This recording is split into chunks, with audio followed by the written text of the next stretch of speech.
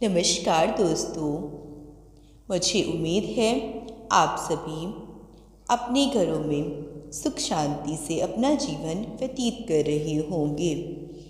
आज मैं आप सभी के लिए एक बहुत ही सुंदर कहानी लेकर आई हूँ जिसका नाम है आत्मा की यात्रा और जीवन का उद्देश्य।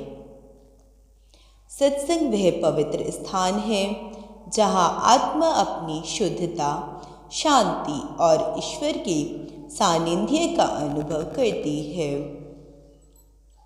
सत्संग केवल शब्दों का संग्रह नहीं, बल्कि यह हमारी आत्मा को जागृत करने वाला साधन है।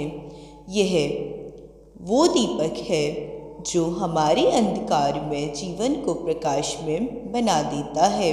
आइए आज सत्संग के माध्यम से जीवन, आत्मा और सत्य के विषय में गहराई से चर्चा करें। जीवन का उद्देश्य, स्वयं को जानना। शास्त्रों में कहा गया है, आत्मान विद्धि, अर्थात स्वयं को जानो। लेकिन क्या हमने कभी सोचा है कि हम कौन हैं? हम क्या केवल शरीर है जो जन्म लेता है, बढ़ता है और अंत में मिट जाता है? नहीं, हम शरीर नहीं हैं। हम वह आत्मा है जो शाश्वत है, अनंत है। हमारी असली उद्देश्य इस आत्मा को पहचानना है।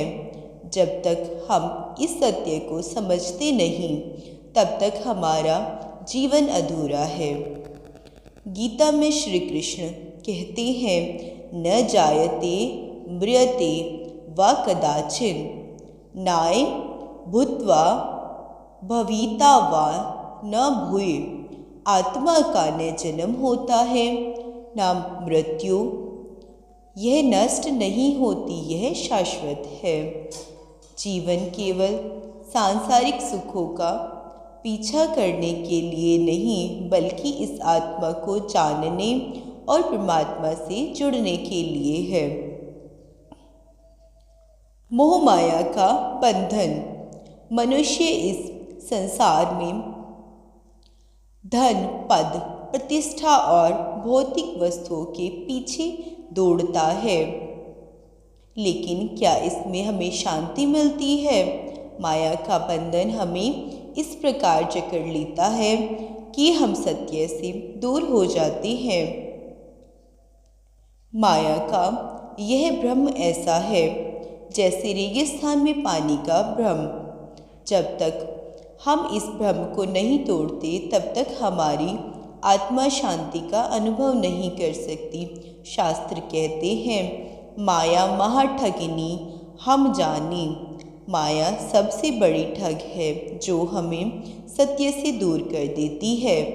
माया से मुक्त होने के लिए हमें सत्संग, ध्यान और सेवा का सहारा लेना चाहिए। ध्यान और सत्संग का महत्व।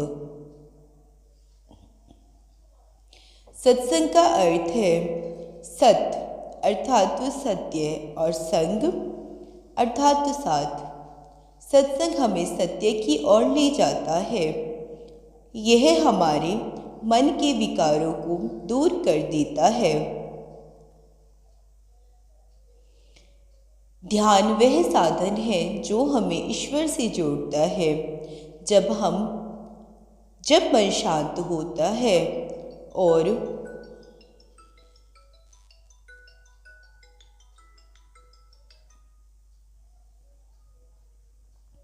जब मन शांत होता है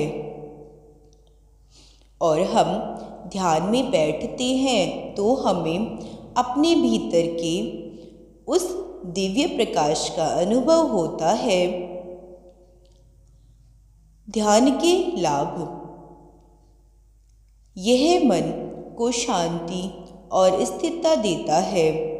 यह हमारे भीतर आत्मविश्वास और सकारात्मकता का संचार करता है। यह आत्मा और परमात्मा के बीच सेतु का काम करता है। सेवा आत्मा की शुद्धता का माध्यम। सच्ची सेवा वही है जो निस्वार्थ भाव से की जाए। जब हम दूसरों की भलाई के लिए काम करते हैं तो हमारा अहंकार टूटता है और हमारा हृदय पवित्र हो जाता है।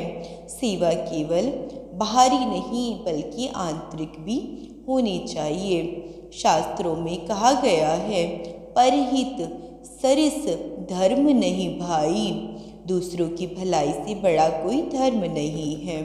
सेवा के माध्यम से हम परमात्मा के करीब पहुँचते हैं। यह हमें सिखाती है कि हम केवल अपने लिए नहीं बल्कि पूरे समाज और संसार के लिए हैं।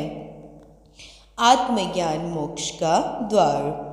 आत्मज्ञान वह अवस्था है जहाँ हम अपने भीतर के सत्य को पहचानते हैं। यह मोक्ष का द्वार है। जब हम यह समझते हैं कि आत्मा अनश्वर है और यह संसार केवल एक नाटक है तो हमें सभी बंधनों से मुक्ति मिल जाती है। उपनिषद कहते हैं, ब्रह्मा सत्य जगन मिथ्य। ब्रह्म सत्य है और संसार माया है। मोक्ष प्राप्त करने के लिए अपने कर्म को निस्वार्थ भाव से करें, सत्य और धर्म का पालन करें, ध्यान, सत्संग और सेवा को अपने जीवन का अंग बनाएं।